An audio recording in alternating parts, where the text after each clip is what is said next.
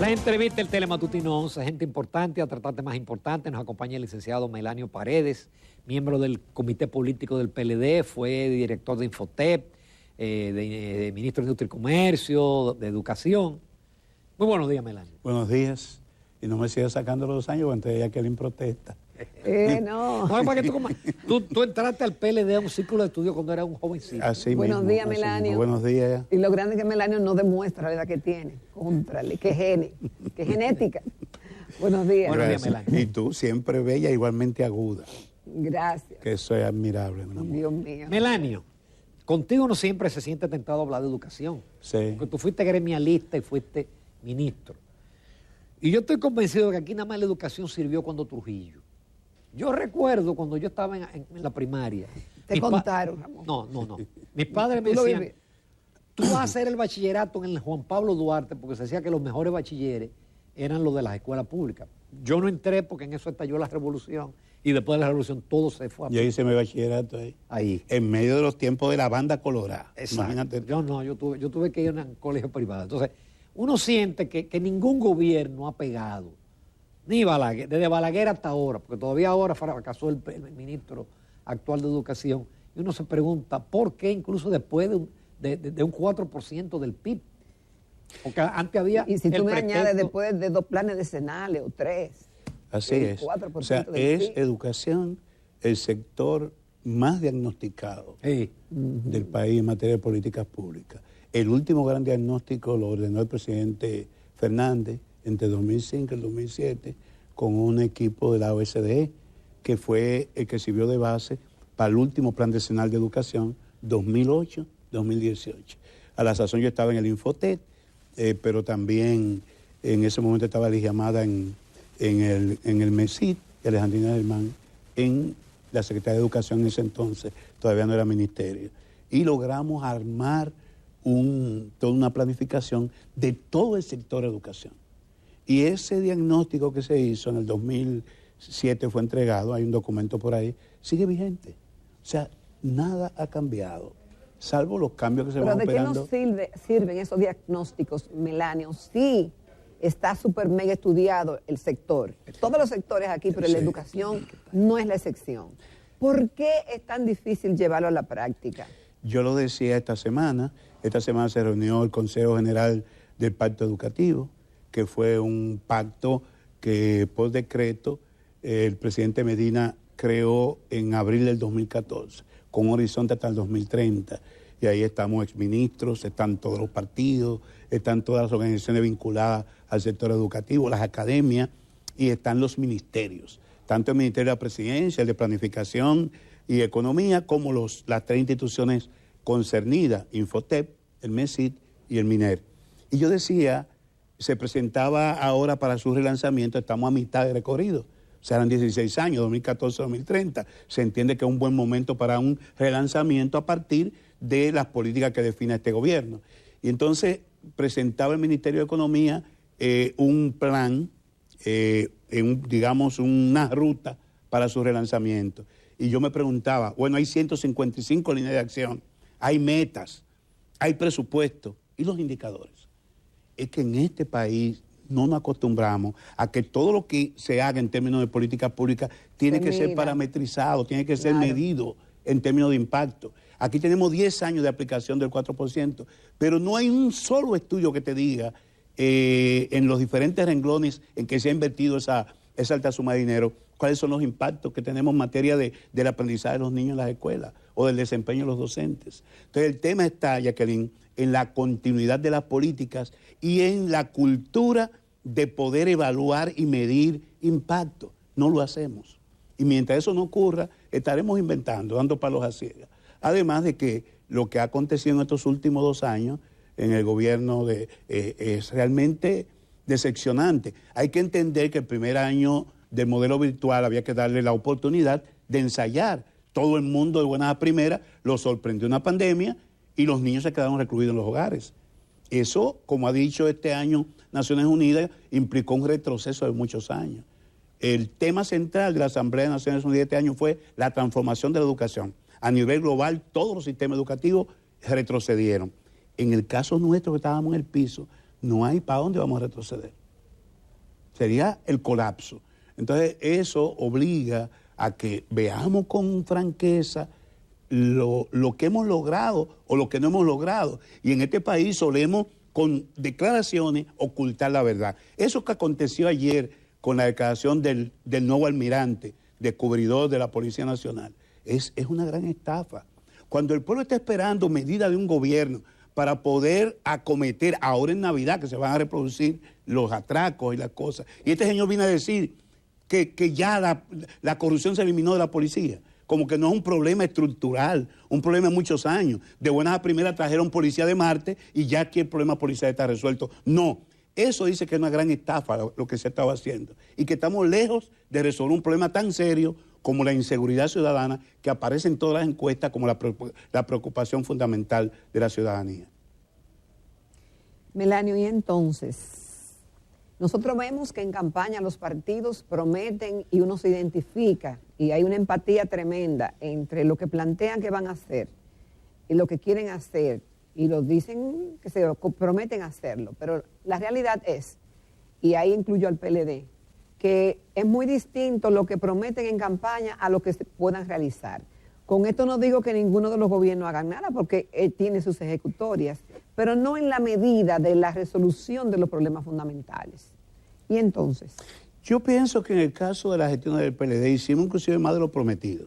O sea, si tú ves el listado de promesas que hizo Danilo en campaña, innegablemente que los resultados están ahí. Hay temas institucionales, el tema mismo de la corrupción, que hay que seguir avanzando. Tú puedes hablar de Leonel Fernández, pero hay hechos que están ahí. Cuando tú ves la infraestructura de este país, tú ves cómo se ha podido mantener una estabilidad macroeconómica independientemente de un cambio de gobierno. Sí. Hay que entender que hay instituciones que han jugado su papel y que de alguna manera hay una serie de leyes, y Ramón la conoce, en el marco de la economía, del funcionamiento de las instituciones que fueron paridas de esa gestión de gobierno.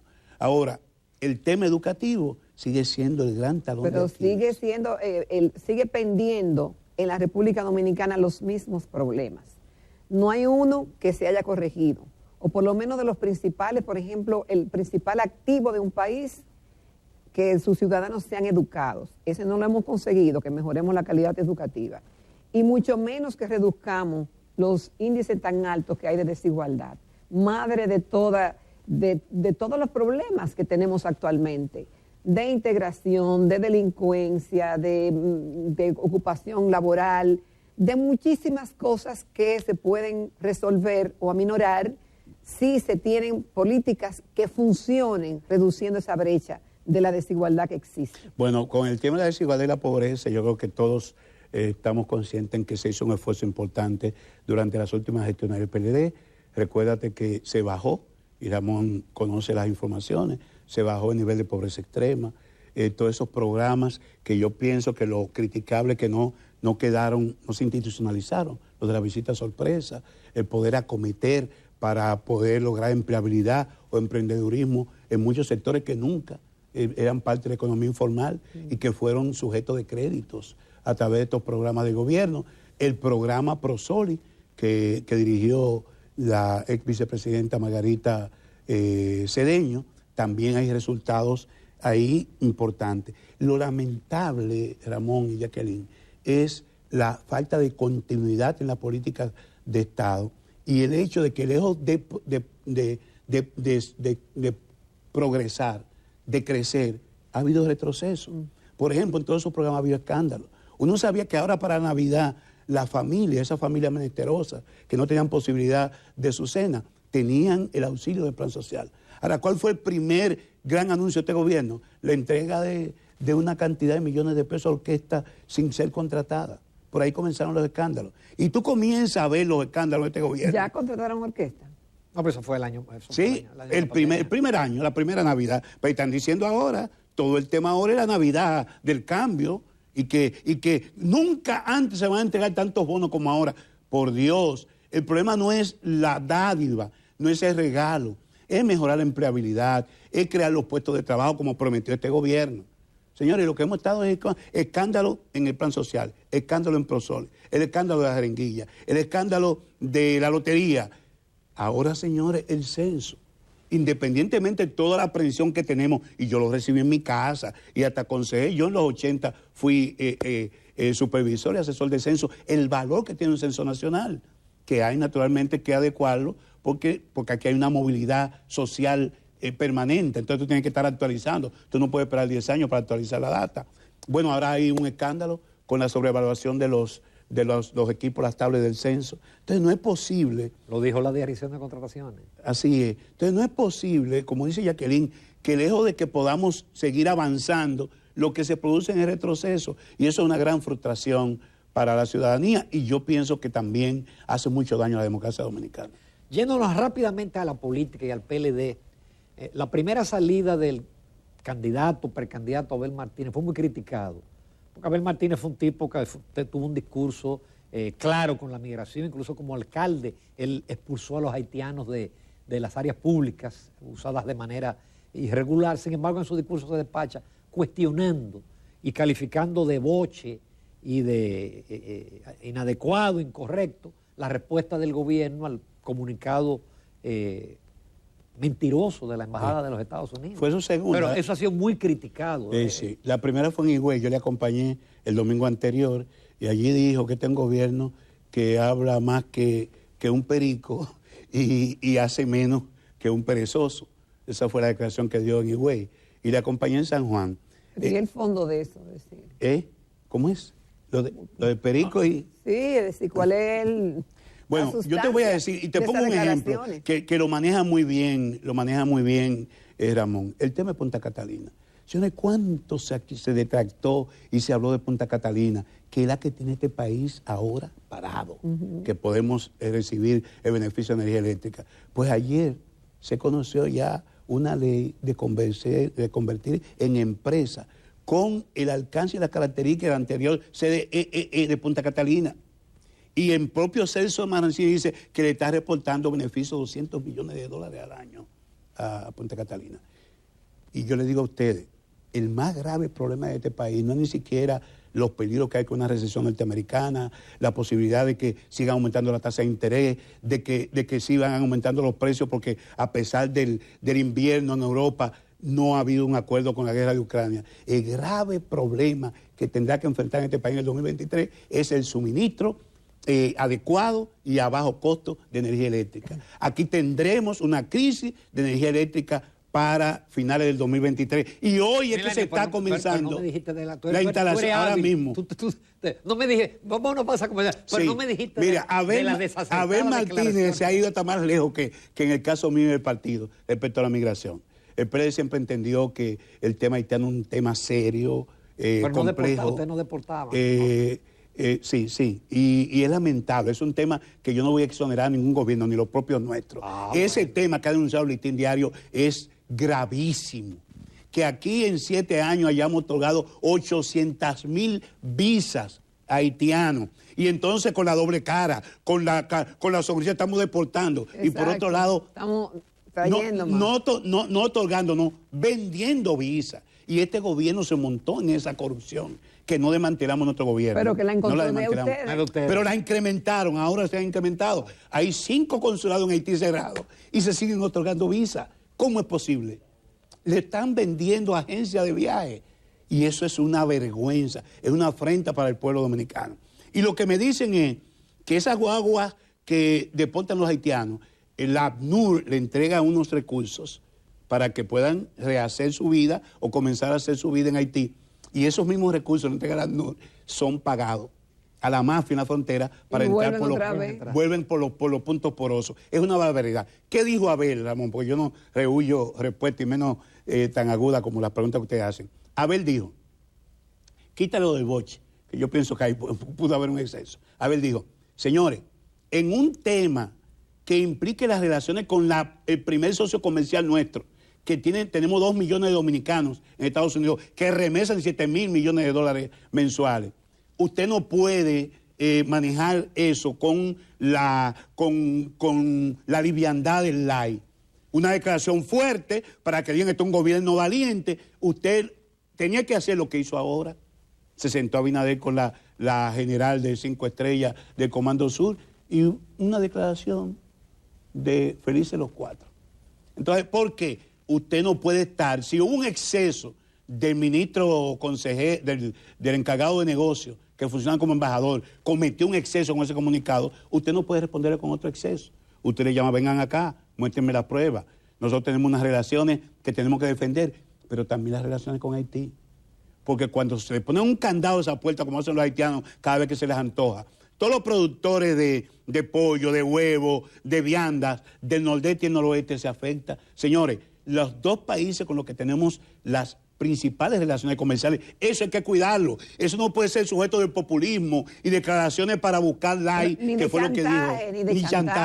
Ni chantaje. Melania, los dos extremos hay que rechazarlo. No. Y fue lo que dijo Abel. Eso fue lo que dijo Abel. No saludando ni dando aquiescencia a un intervencionismo que el PLD siempre lo ha rechazado.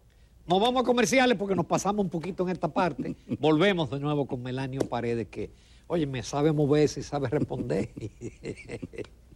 Volvemos. Continuamos esta mañana en Telematutino 11 conversando con el licenciado Melanio Paredes, economista, exministro de Educación, de Infotep, de Industria y Comercio, y es miembro de la dirección política del Partido de la Liberación Dominicana. Melanio, después de ese proceso de mirar para adentro, de hacer algunas reflexiones que vivió el partido después de la derrota del 2020, y la realización de un congreso, y la realización de esta actividad recientemente ahora en el mes de octubre, para, de una manera, dicen algunos que solapada, hacer unas primarias y definir sí una figura en torno a la cual presentarle a la sociedad y que se vaya conociendo como, aunque no confirmado, como candidato presidencial. Pero después que eso ocurrió, se han ido mucha gente del PLD. O por lo menos, si no mucho. Mira cómo se ríe. Él está preparando una respuesta.